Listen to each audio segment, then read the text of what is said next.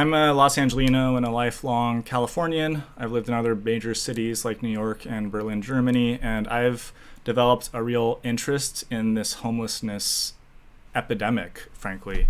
It's something I think plagues a lot of cities that mean well, and it comes from a place that I've always identified, which is leftist politics. I don't feel that way anymore. I feel more of a centrist, and I'm kind of tired of things as they've been in this city and state.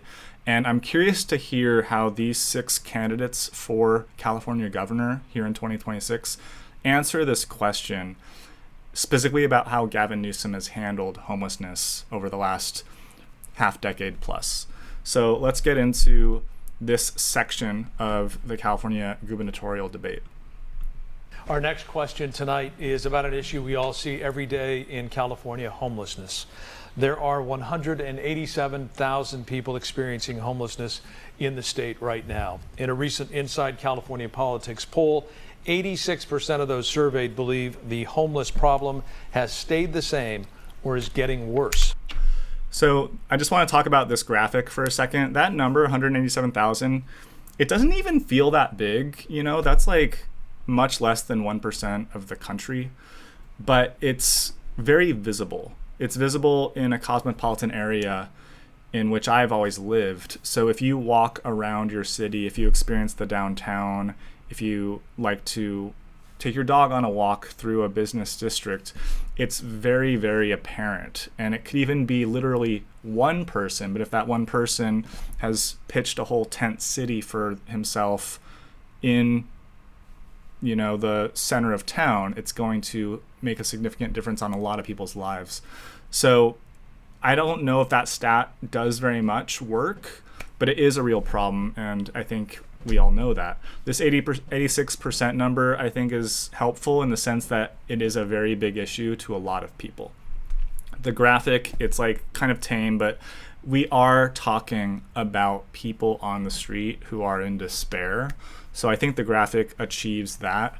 This is actually less of what I see every single day here in Echo Park, LA. I don't actually see a cup asking for change very much these days. I don't even see this sitting position. I see squatting over on fentanyl, or I see huddled over injecting drugs, or just in a tent hidden a little bit. It's not that people are on the street in order to be seen and ask for handouts. They are there almost to intentionally be blight, it's almost attention-seeking narcissism, but it's way deeper than that, of course. So that's just an analysis of that. We want to ask a question about Governor Newsom's performance on homelessness. What letter grade would you give him on handling the issue, and what, if anything, would you do differently? Ms. Porter, we're going to begin with you. You recently gave the governor a solid A- when it comes to his overall job performance. What grade would you give him on homelessness, and what, if anything, would you do differently? You have 60 seconds. Well phrased. This whole debate has really good moderation. I'm a notoriously tough grader, but I would probably give him a B on homelessness.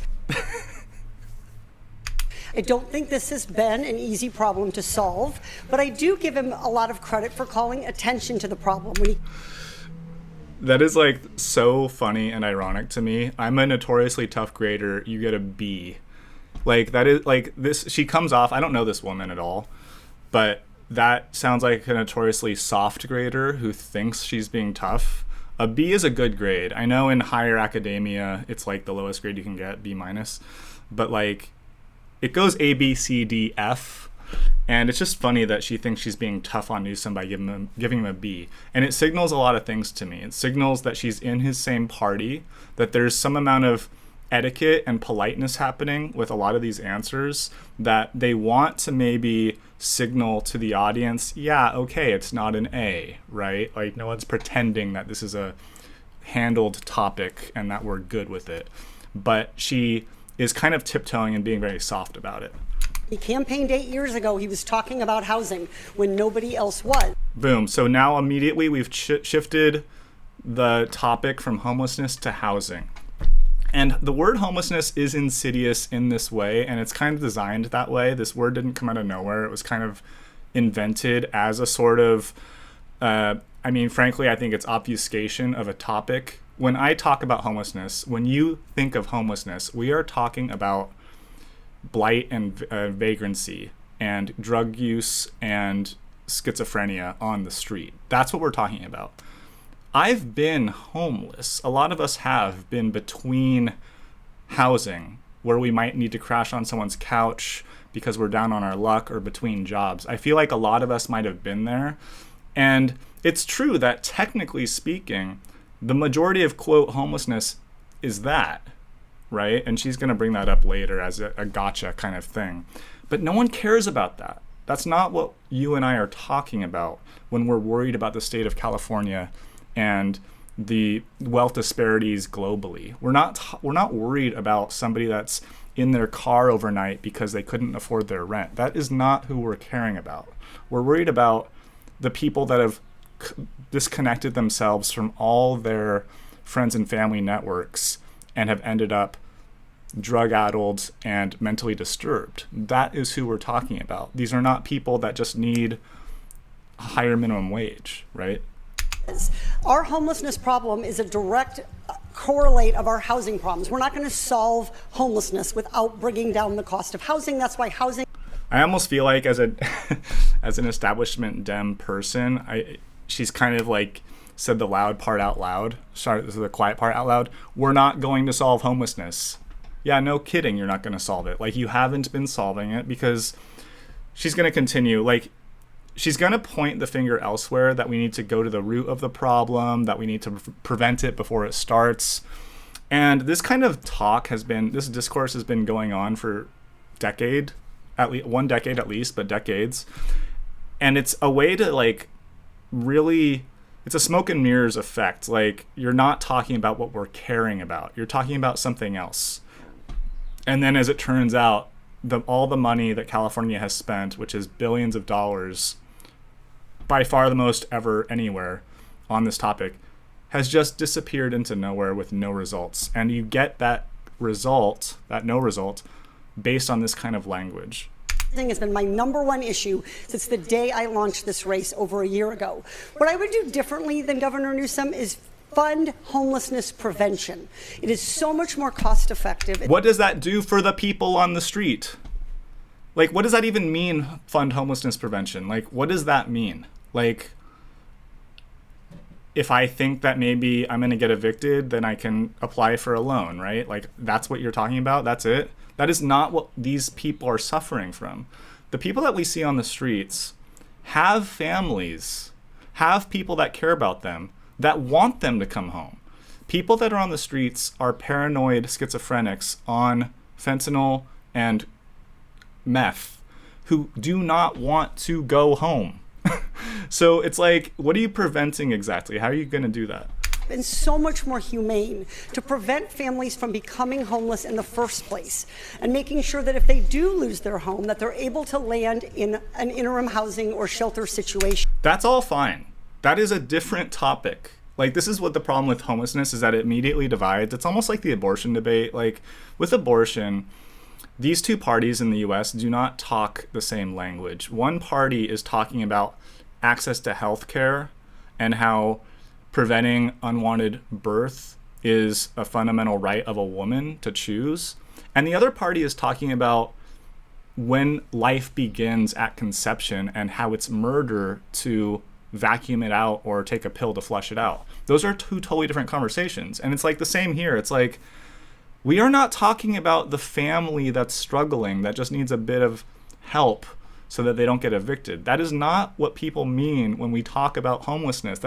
We did not see photos of that, right? We saw photos of usually single white men, I mean, all races, struggling on the streets. And not just men, but it's majority. And it's not, there's no kids around, right? The teenagers that are around are getting abused and molested because they are drug addicts. This is a whole problem that's very dangerous, for sure. And every one of these candidates is going to give lip service to the compassionate side we all have. This is a bad scene, but nothing that she has said addresses any of it. We can't solve this problem because the problem keeps getting worse. For every person we put into permanent supportive housing, somebody else loses their home and takes their place. That's why Californians don't feel like we're making progress despite spending significant money. Ms. Porter, thank you very much. Mr. Mahan, you've given Governor Newsom grades ranging from A to D depending on the issue. What grade would you give him on homelessness, and what, if anything, would you do differently? You have 60 seconds. Well, Frank, look, the assessment does depend on the issue, and I'm going to leave the letter grades to you and all the pundits out. So this guy is a Democrat running San Jose. I guess he's the mayor there, and he's kind of likable. Like, he has a Newsomian. he has a quality like Gavin Newsom. Like, I find this very affable and easy to get along with. So I give this guy kind of the benefit of the doubt right off the bat, but he also has that kind of smarmy quality, right? So I find myself liking him, but I need to like scrutinize what he actually says. Out there, let me tell you what we've done in San Jose, because we've created a model for the rest of the state. We've increased trust in local government by 40%, primarily because we have moved thousands of people indoors. I had to take... Big if true. I don't know enough about what he's done in San Jose, but that is the biggest city in Silicon Valley. It's not the epicenter of where rich people are or where Apple and Google are headquartered, but people that work at those places also probably live and shop in San Jose to some extent. San Jose is not a nice city, but it's the biggest city in that area of Silicon Valley. San Francisco is further up north. And I could imagine that that is where something good is happening in this field. You know, there are places also in Rhode Island, but especially in Europe, like in the Netherlands and Portugal, where this topic is being handled well. And so maybe he's right that he's leading the way with this. Take on the establishment within my own party to change the way we were spending our money. We were spending $1 million a door and taking years to build alternatives to the streets. Instead, we built basic, dignified shelter, invested in prevention. The word that he just used there that I like a lot is shelter, because usually Democrats are against a shelter-first policy. They talk a lot, like Katie Porter did, about housing first, as if paranoid schizophrenics can handle having their own house or apartment. Like, I highly doubt that. They don't want that. They want to be out on the street. They feel safer there somehow. And I like that shelter at least is an obvious intermediary, an interim place to be that's off the street. And you know, this is half for the people that are suffering homelessness, and it's half for everybody else, right? Like, it's actually mostly for everybody else, like you and I. I don't want to see this every day, right? Like, I know that people are suffering all the time. People go in and out of bouts of depression and, forlorn love and job failures. Like, that is the human condition. But do I need to be confronted with it in such an aggressive way on a daily basis in a modern city within a wealthy nation, right? Like, that is the problem. So yeah, we need to give this kind of lip service to this compassionate side of helping people, but we also just need to get them away from public space. Like, they're not allowed to just take away our public space, right? And when shelter was available, we required that people come indoors. That's another good word, require. You have to mandate these things, because a lot of shelters here in LA, and there's one in my neighborhood, they're good options. I'm happy they exist. We need them. But the problem is that they don't allow drugs. And it's not a problem that they don't allow drugs, but the problem is that homeless people, drug addicts usually, do not want to go somewhere where they cannot bring their drugs, so that they would rather stay on the sidewalk near the shelter than within the shelter. You have to force them into a shelter and force them off drugs. It doesn't have to be a shelter. It could also be rehab and psych wards, frankly, which will be brought up later. We've reduced unsheltered homelessness in San Jose by nearly 1/3 over the last 4 years. That's why trust in government in San Jose has increased. It's why fewer people are outdoors. And it's part of the reason that our streets are safer and cleaner. I'm proud of what we've done. I'll demand results from every city and every county in California as governor. So that sounds good. I need to look into him more and what he's done, but he's a Democrat. That's fine. Like, I don't really care which party solves this issue. I just think that the current administration statewide has become corrupted. And if somebody like this young guy can come in and shake things up but still maintain good relationships with the bureaucracy in general, I'm all for it. Like, I would certainly vote for him over her so far. I'd like to clarify and ask you one more time to give a letter grade to help voters understand your assessment of Governor Newsom's job on this issue. You have 15 seconds. All right, Frank, since you insisted, look, I'll give him a B on Care Court and Prop 1 and many of the important initiatives that he championed where I've been proud to stand with him. So those are two things we need to look into, right? Care Court and Prop 1. He's saying that those were a good step and that they were a good effort. I'm going to give us all, though, a D on implementation. So that's also kind of clever what he's doing here. He's saying all of us, and surely he's not referencing me as a normie citizen, but like his party, right? The Democrats and everyone that has some agency within this topic, he's being harsher. A D is a harsh grade. So that's good. I respect how he did that. San Jose has led the way. A few other places have, but we have not delivered the results people deserve. Thank you very much for the letter grades. Mr. Becerra, we haven't seen you issue a letter grade on Governor Newsom's overall performance. What grade does he get on homelessness, and what, if anything, would you do differently? You have 60 seconds. Frank, I would say that the governor has made efforts. We've seen him come down to Los Angeles, actually go out and try to clean some of the streets. On effort, I would give him an A. On effort, okay. I guess, maybe. But the example of a photo op, Newsom showing up in LA and like going out to Skid Row and like picking up trash for a day, a week, 5 times in the span of his tenure, like, if that's the effort, that sucks. That's terrible. That is no effort. That is like the most basic superficial amount of effort. Here's what I would do that's different, though. I would focus on accountability. I would make sure if we're sending billions of dollars down to the local communities, to our cities and our counties, that we would demand accountability for the dollar that we're going to give them. So this is kind of a generic answer, right? I mean, I would demand accountability. I mean, that sounds like a normal politician thing to say. It's good. It's definitely better than going against the question, which is what Katie Porter did. It also is kind of revealing that like, this is a lifelong politician here in California, and he's kind of revealing that the Democratic Party up and down the system has not cared about accountability.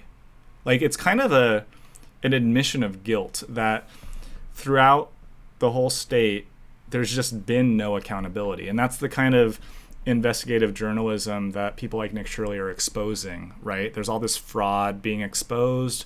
There's all this lack of transparency, lack of oversight, lack of accounting for things. So great, but like, why would we believe that, right? I mean, I feel like Karen Bass has said something similar. You hear these Democrats and politicians say stuff like this, and then they get in office, and then what's different?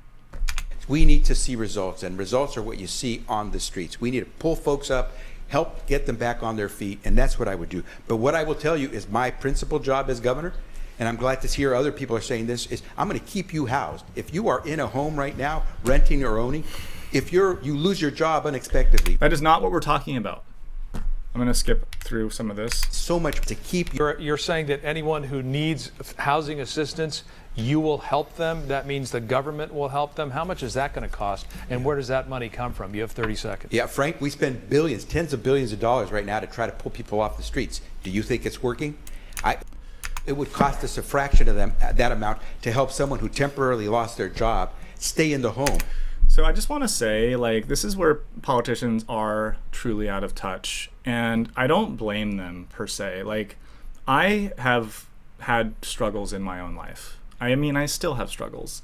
I'm actually on like certain government programs right now, and I'm thankful for them. California is does have a good social safety net. I mean, it's too good, frankly, but like, it was hard to get there. Right? Like, people that are struggling don't necessarily know how to pick up a phone and call a number. Like, even when I'm given numbers of like a therapist, like I don't call it right away. It's like sits on my desk for weeks, right? Like, even if friends are like, hey, just checking in, it's like, well, I don't know what to tell you. Like, I'm not doing good, right? If I'm like seasonally depressed or something, like people act in this case with Becerra here as if a struggling family can just be like, oh, damn, look, I might be homeless in a month. Can the government help? Yeah, definitely. We'll be there. Okay, great. Thanks so much, California. Like, it doesn't look like that. The people that end up on the streets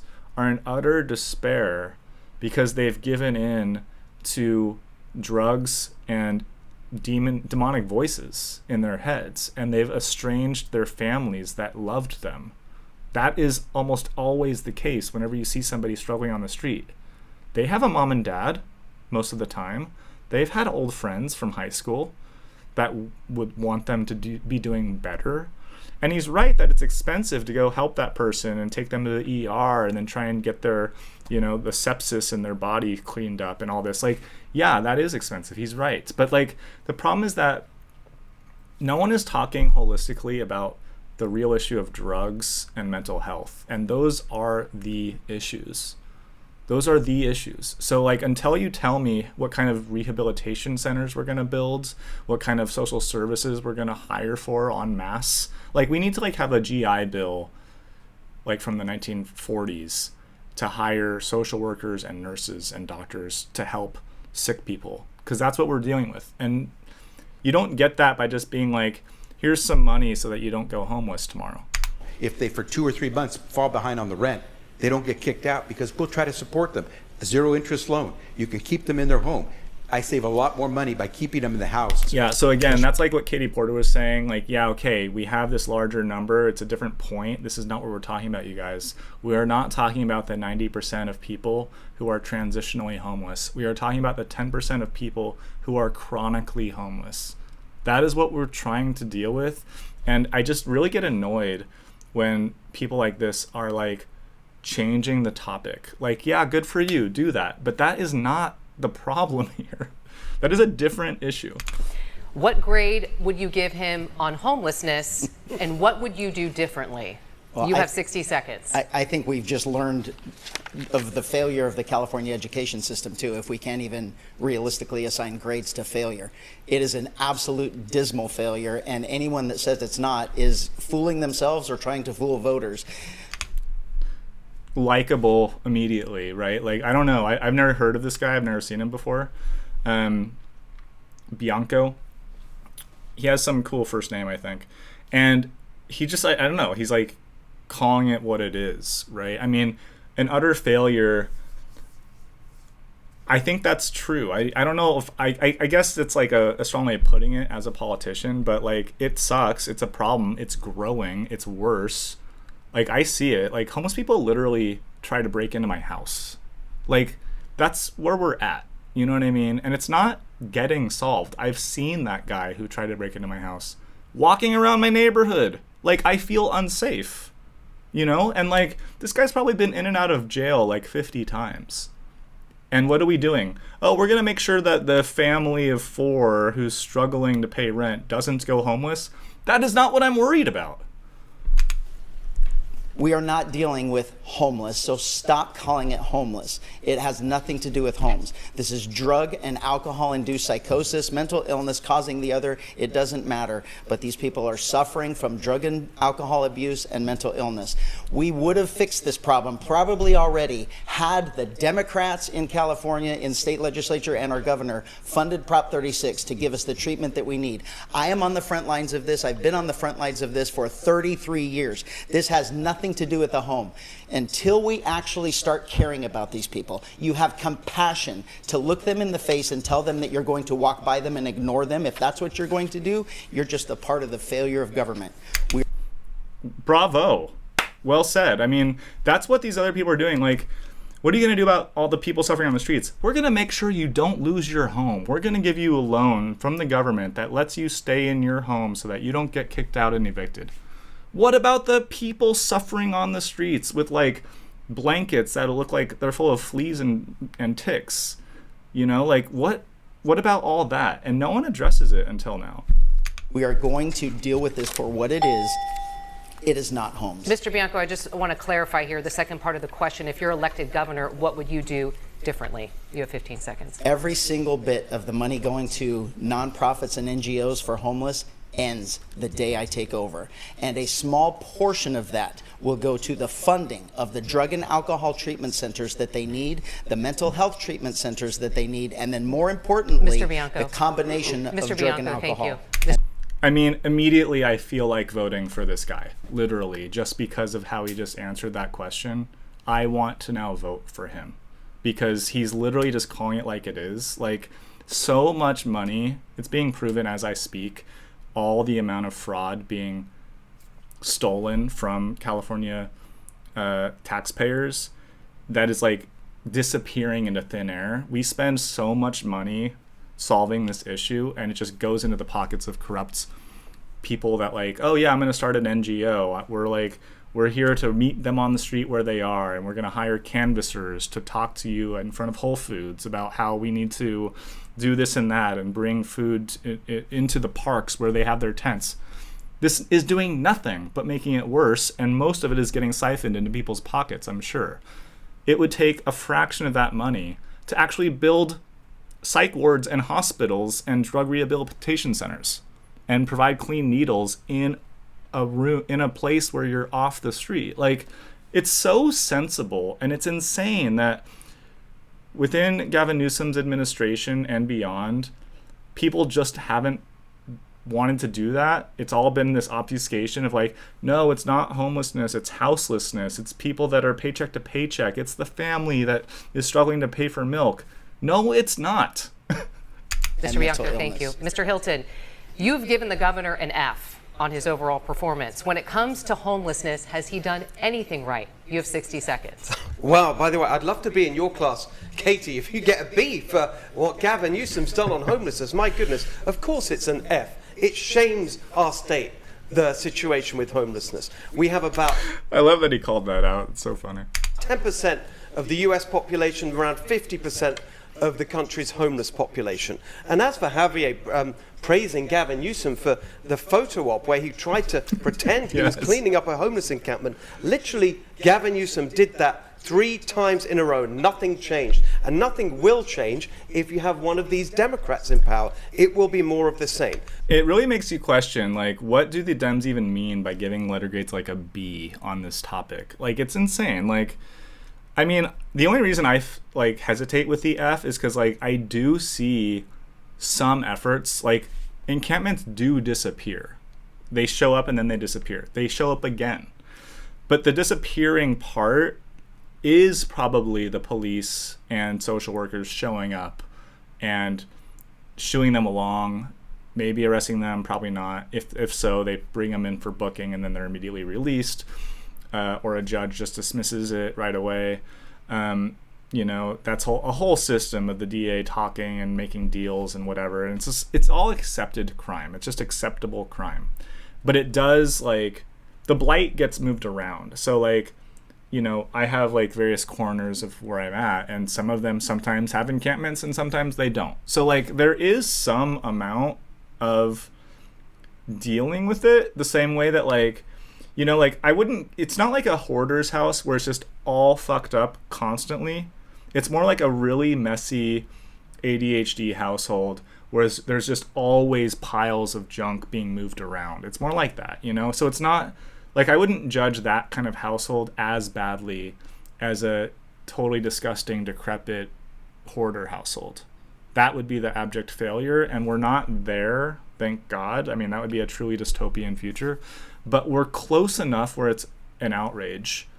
So that's where I would say it, like, the D is closer. But I think that the point that I agree with in terms of the Republican talking points is that the ideology, the ideas behind the Democrat utterances are faulty and proven ineffective. We can't keep renaming things like, you know, like the same with race stuff or any sexuality stuff. Like, rename it, talk about it differently. That doesn't do anything, okay? It's people that are on the streets. Call it homelessness if you want, but don't then use that word homelessness to then misdirect us into the state of like affordability for working families. Like that's a totally different topic. So just call it something, stick to it, and solve it. That's your job. Solve it. And the Republicans are calling that out. And I give them major points for doing that. Like if I like, it doesn't make me become Republican, and it doesn't make me fully believe that they'll know how to solve it. I mean, if these guys get into office, who the hell knows if they're able to actually work with the whole state in order to actually solve it. But at least their ideas are on the right track, in my opinion. And if they're not, they're at least new ideas that deserve testing, because we've been living under these leftist ideas for a long time, and it's just gotten worse. And one has to wonder if maybe that's the point. I worry about that, because you know who are also leftists are accelerationists and hardcore Marxists who want the whole system to be burned down, and how America is evil and it's all a destructive patriarchy built on colonialism. The same people that are perpetuating homelessness have all those people under the same tent. So you have to wonder if this is all by design. Maybe we want our cities to suffer in despair. My plan is a common sense 3-point plan. Number 1, it is illegal to live and camp on the streets. We need to enforce the law. Number 2, we need to get people into the drug treatment that they need, and it cannot be a choice. Number 3, we need to get people the mental health care that they need instead of the barbaric situation we have right now in California as a result of these Democrat policies, where the main place where we're treating people with mental health problems is jail. That has to change. So bravo to both of these guys, and they are running as Republicans. I don't know anything about either of them, but I intend to find out more. Mr. Hilton, thank you. Ms. Porter, Mr. Becerra, I'll let you respond, but I just want to clarify the second part of my question. Do you think the governor has done anything right on homelessness? No, everything has taken us in the wrong direction. That's why we spend, what is it, the state auditor found, $24 billion of our money spent on homelessness. They have no idea where it went, because it's going into these non-profits and crony developers that are, instead of solving the problem, they are profiting off these Democrat policies. Okay, Mr. Hilton, thank you. Your time is up. Thank you. I hope that lands. I hope that the people of California hear that. I really hope. I mean, I'm making this video for that purpose. And even if a fraction of what he just described is accurate, this is like a true catastrophe that needs to be addressed. Thank you. Ms. Porter, I'll allow you to respond. I don't want to listen to these responses. We'll have 1 minute to answer this question. Mr. Mahan, we will start this. Provide the interim house. Remember this. This is the final candidate. I want to get him on record here. He's overall very unimpressive. Let's just hear what he says on this topic. Abuse. But being on this mental health, only what I would do is start with Currently, you have 60 seconds. So I'd give the governor a B- on this. And I want to start. B-, harsher than a B, the lowest grade in grad school that you can get. Start with a simple statement, which is no one gets well on the street. What I would do is make sure to keep as many people off the street, and if they're on the street, to get them off as fast as possible. Because only 1 in 7 people who becomes homeless starts with a serious mental health problem, either bipolarism. I love how suddenly the politicians want to be academics who want to diagnose the problem of but how did they end up on the street? Who the hell cares? Real people know how that happens, but this whole idea of preventing it from happening does not get people off the street. It's almost look, we're afraid to clean up that part of the house, so let's go redecorate this part of the house. Clean up that part. It's a fucking mess. There's rotting trash there. Yeah, but I really care about preventing rotting trash in the future. Or some sort of substance abuse. But being on the street itself is such a stressful, vulnerable, dangerous place. No kidding. That it creates mental health problems for many people. That's why I'm in favor of emergency interim housing. Getting people into one room with a key, shared laundry. No, lost me. Emergency interim housing, I don't know what that means, but it sounds fine. Getting somebody into one room with a key is not going to work. It's not. I mean, it can work for some people, but the people that I see, I have very little faith that if you hand them a key, suddenly they'll be like, "Oh, great, thanks. Now I'm going to clean my life up." Like, they have friends and family offering them a room with a key. That is available to most people. Obviously, there are cases where there's truly, loners with no attachments at all because their parents have died and they've, ruined all their personal relationships. But very often is the case when I hear these interviews on the street, there are people they can go to. They just don't want to. They're having fun doing all their drugs for cheap in LA and being rewarded for it. They like doing that. Food. You don't have to be clean, and you can bring your animal. Bring your animal. Can you bring your drugs? That is the question that he's avoiding. We need to get people off the street. And let's remember this. We want our cities to be walkable and safe. We want kids to be safe walking down the street. Cleaning up this problem gives us a chance to rejuvenate our inner cities, to make them vibrant, and a place where we're going to build more housing. So much of his answer was a non-answer. So much of it was this like generic politics speak that sounds good, but very little of what he actually said is an implementable idea. And put more people. And Mr. Steyer, I just want to clarify that last part when you said get people off the streets and into housing. Is that something that you would force them to do? Well, let me say this. The point about emergency interim housing is this.